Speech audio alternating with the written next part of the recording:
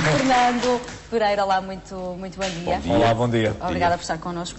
Amanhã assinala-se então este dia de prevenção. Acima de tudo, é na prevenção que temos que nos concentrar. Se bem que os números também não nos deixam indiferentes. 9 a 10 portugueses por dia. É verdade, de facto, o cancro coloretal é uma doença que tem uma expressão muito grande em Portugal. É responsável, de facto, por uma mortalidade muito elevada. Representa cerca de 13% das mortes por cancro no nosso país. E, portanto, nós temos que fazer alguma coisa para tentar diminuir esta expressão que tem vindo a aumentar ao longo dos últimos anos.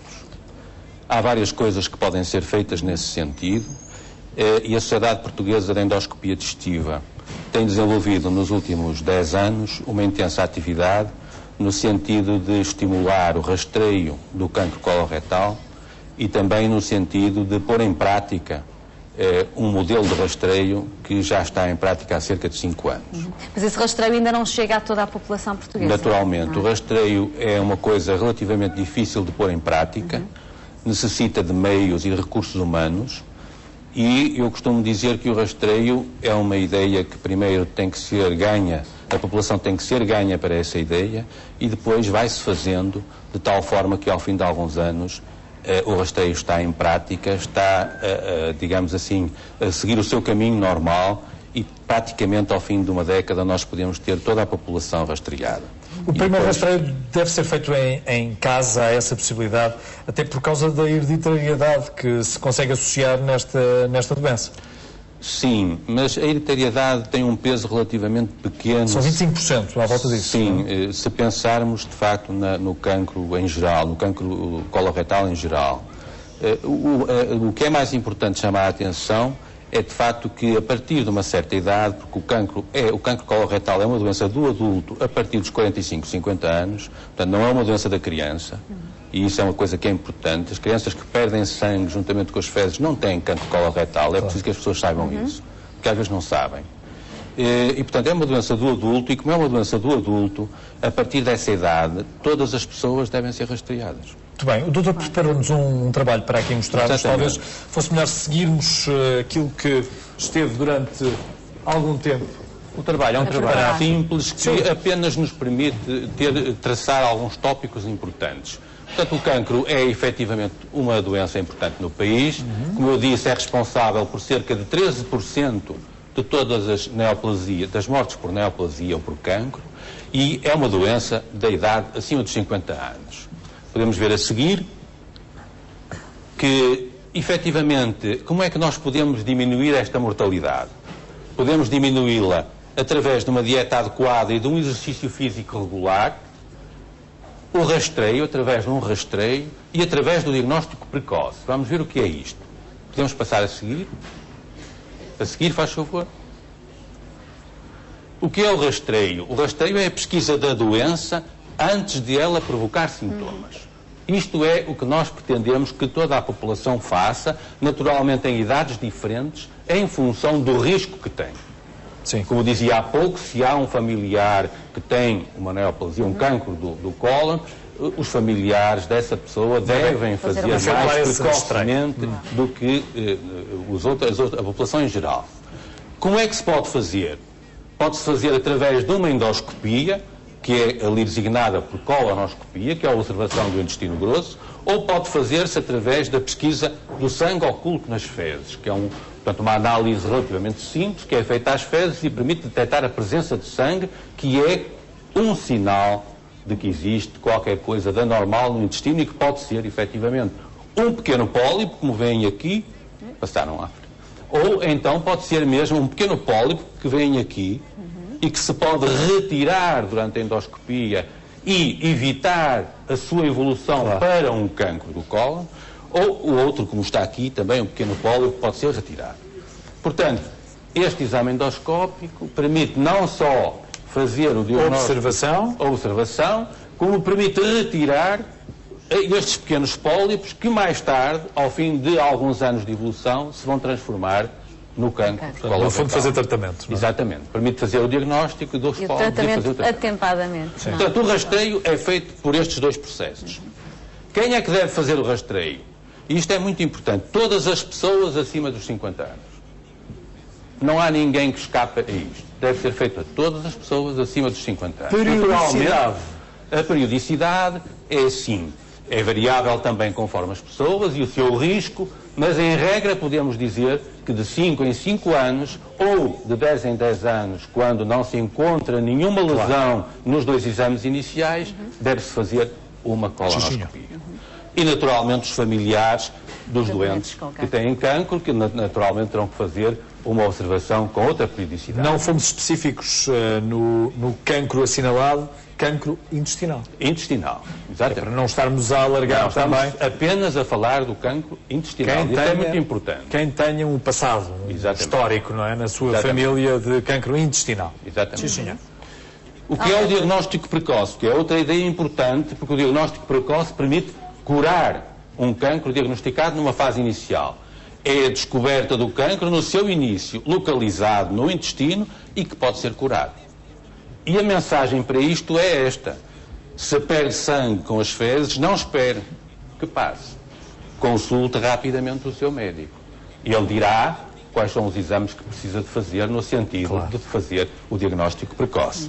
Aqui víamos 2 imagens de 2 cancros que têm ainda uma dimensão relativamente pequena. Está a falar de que dimensões aproximadamente? Aproximadamente 3 centímetros e que nos permitirão remover provavelmente estas 2, mesmo por endoscopia, através da endoscopia, e dessa forma curar estes cancros. Sim, senhor. Muito bem. Este é o último. Ainda tem mais? Portanto, se é jovem, faça uma dieta saudável e exercício físico. Com isto, previne o aparecimento do cancro, nomeadamente do cólon. E que dieta? Uma dieta rica em fibras, pobre em gorduras e proteínas animais. Se tem mais de 50 anos, faça o rastreio. E se perde sangue nas fezes, dirija-se rapidamente ao seu médico para se poder tratar. Claro. Não aguarde que passe. Exatamente. Essa mensagem é muito importante, essa não é? mensagem. E a seguir... Vamos ver a próxima página, por favor. Assim que nos for possível. A seguir era apenas uma mensagem final do outono com louriços e castanhos. Muito bem, muito bem. Certamente que o facto de a grande percentagem de cancro coloretal se situar em Portugal não é à toa.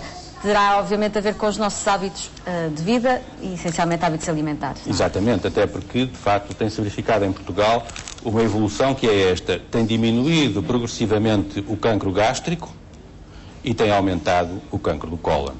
E é exatamente por isso, porque há uma modificação dos hábitos alimentares e isso repercute-se na forma como o organismo depois reage e desenvolve este tipo de lesões. Doutor, então parece simples evitarmos a doença.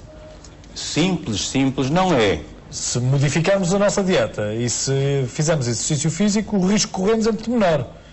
Isso é verdade, mas isso não são medidas simples. São medidas simples de dizer, mas são difíceis de pôr em prática. Agora, temos que insistir, temos que informar, estas ideias têm que passar de uma forma muito repetida para que as pessoas as assimilem e depois passem a modificar os seus hábitos. Podemos trocar por miúdos, vou-lhe explicar. Falou numa dieta onde devemos baixar a ingestão de proteínas... e gorduras animais. E gorduras animais. Estamos a falar concretamente de quê? De carne vermelha? Exatamente.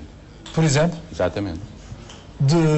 Dos óleos alimentares? Os óleos alimentares, a maior parte deles são de origem vegetal. Portanto, aí não estamos a falar disso. Não é? Estamos a falar essencialmente das carnes gordas. Sim. Não é? Que tipo de óleos está a falar? Que gorduras está a falar? Gorduras animais. Das gorduras animais. Banha? Manteigas, banhas e as gorduras enchidos e as gorduras que acompanham habitualmente as carnes vermelhas. Consumo de álcool. E que são mais saborosas exatamente quando têm gorduras. Claro. Consumo de álcool. O álcool não tem interferência com o cancro coloretal. Não tem. O uso de tabaco? O uso de tabaco também não está demonstrada nenhuma relação com o cancro coloretal. Sim, senhor. Deixe-me lá procurar mais alguns hábitos que sejam corriqueiros. Stress poderá ajudar a potenciar? O stress está relacionado com tudo. E, portanto, também está relacionado com isto. Naturalmente que não há uma relação direta específica entre as situações de stress e o desenvolvimento do cancro coloretal. Não está demonstrado cientificamente. espaçamento nas refeições, ou seja, refeições tomadas com muitas horas de intervalo? Não, isso não tem qualquer interferência com isto. Também não? Não. Sim, senhor. Serão algumas das perguntas que creio eu que alguns dos nossos telespectadores possam colocar. Estou a pensar numa outra e que nos leva ao exame, ao diagnóstico, a colonoscopia. Também suscita muitas dúvidas em relação a quem a vai fazer, por exemplo, se vai doer, sim, é verdade. Se é incómodo. Certeza que há muita gente que adia, se calhar, a colonoscopia por algum desconforto. A colonoscopia é um exame relativamente bem tolerado. Hoje é perfeitamente acessível em todos os serviços que praticam este tipo de exame fazer sedação ou anestesia, mesmo se as pessoas o pretenderem. Era esta a mensagem que eu gostaria que deixasse também. Portanto, isso não é um óbice à realização do exame. Não. Até porque se pesarmos na balança, muitas vezes é perguntado, na preparação, quando se faz a preparação da pessoa para fazer um exame destes, é perguntado se pretende ou não que se faça com anestesia. E os serviços estão preparados para fazer isso com anestesia. Portanto, não há qualquer... Agora, eu devo dizer que é um exame que, apesar de tudo, se faz relativamente bem, sem qualquer tipo de analgesia ou sem qualquer tipo de anestesia. Era importante eu também fiz esse exame quando fiz os meus 50 anos. Fiz-o sem anestesia, não custou rigorosamente nada. E eu também já fiz uma colonoscopia, não tive dor absolutamente alguma, nem necessidade de preparar psicologicamente. Esse medo as pessoas não necessitam de ter. Agora, há uma mensagem também que é importante que as pessoas recebam, é que para fazer um exame destes e ele poder ser informativo, é preciso fazer uma limpeza bem feita do intestino. E isso normalmente jejum, não é? É preciso que as pessoas se dirijam aos serviços, falem com os seus médicos e naturalmente tenham essa informação. Se deve comportar, claro. Muito obrigado pela sua presença aqui na Praça. Muito obrigado.